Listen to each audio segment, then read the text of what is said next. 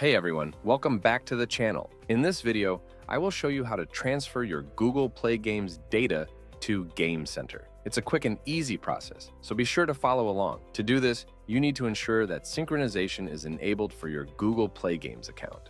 Start by opening the Play Store and logging into your Google Play Games email as usual. Once signed in, open the Google Play Games app.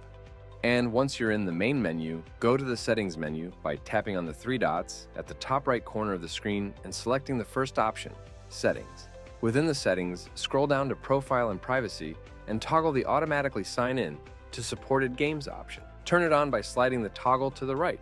Once you've ensured that this option is enabled, every time you open a Google Play Games compatible game, it will automatically sync to your account, simplifying the process of logging in and out when switching devices or accounts. After you ensure that this option is enabled, you can go ahead and transfer your Google Play Games data to the Game Center as usual. I hope I was able to help you on how to transfer Google Play Games data to Game Center. If this video helped you, please be sure to leave a like and subscribe for more quick and easy tips. Thank you for watching.